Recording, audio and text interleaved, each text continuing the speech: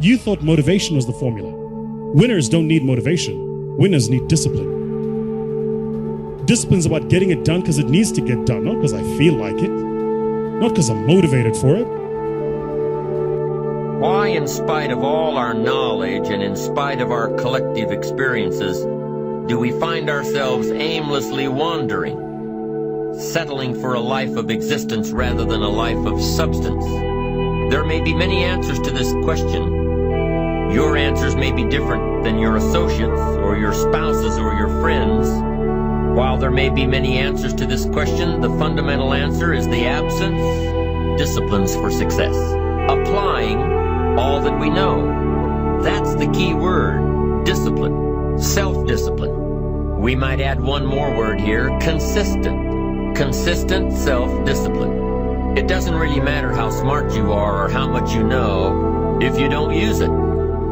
It doesn't really matter that you graduated magna cum laude if you're stuck in a low-paying job. It doesn't really matter if you attended every seminar that comes to town if you don't apply what you've learned. Better than knowledge is applied knowledge. And once we've applied our knowledge, we must study the results of that process. Apply our knowledge, study the results.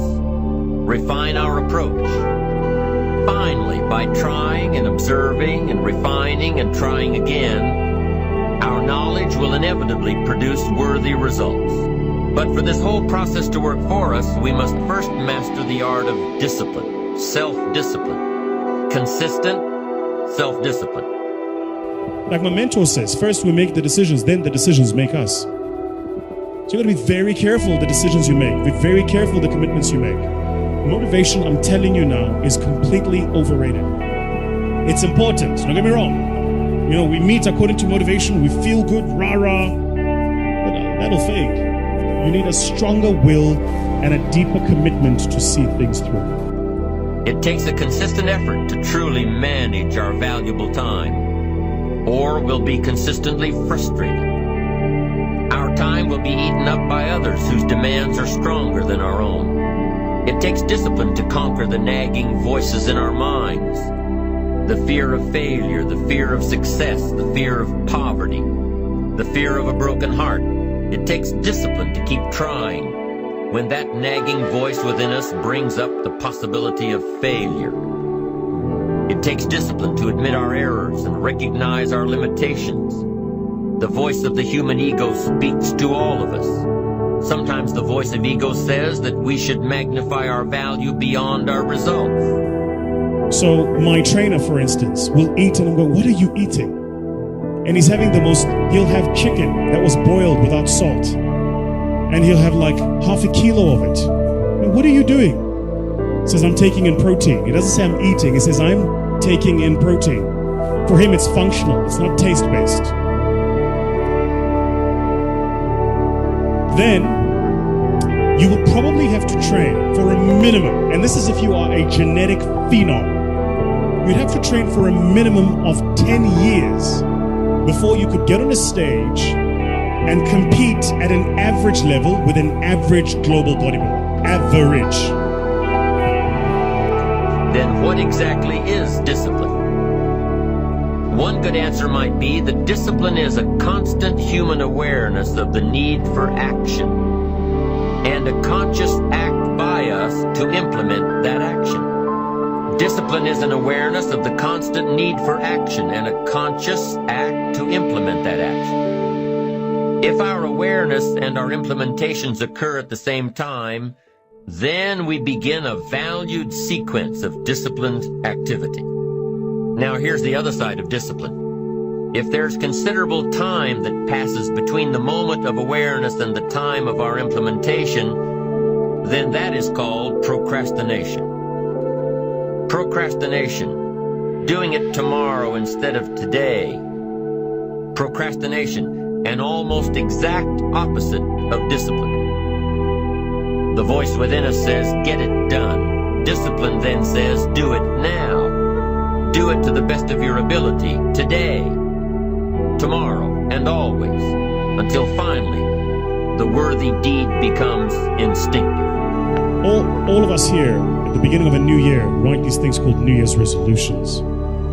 And then New Year's resolutions, number one, make more money. Yeah? Number two, change my boyfriend. Number three, get into shape. Yeah? Number three, get into shape is somewhere in the top three. So what do? You go to the gym, you get a gym membership. Yeah? You go to the local Nike store and you buy like all of your gym gear.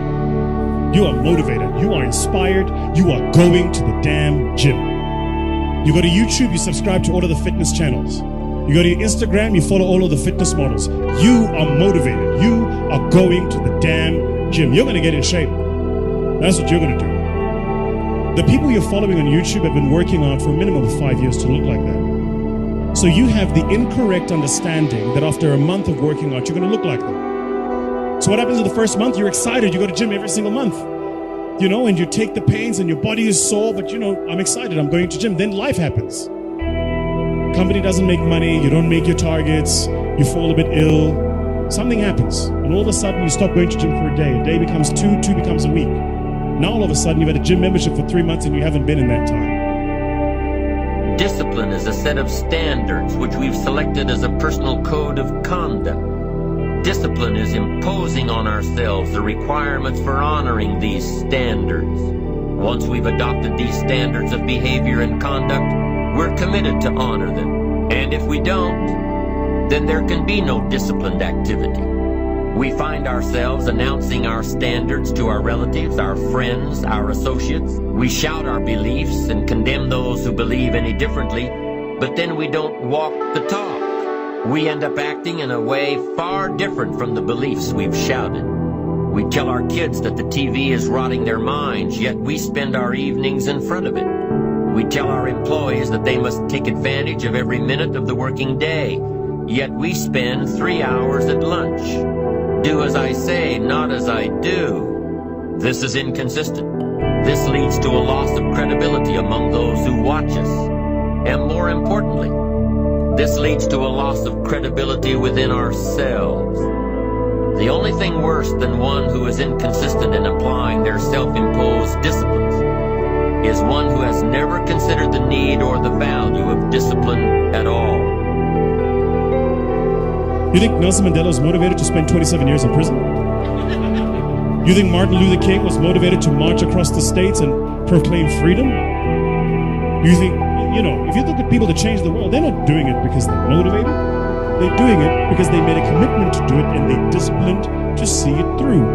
Discipline is far more important than motivation, which is why you got to be careful of the decisions you make, because once you make the decision, you have to see that decision through.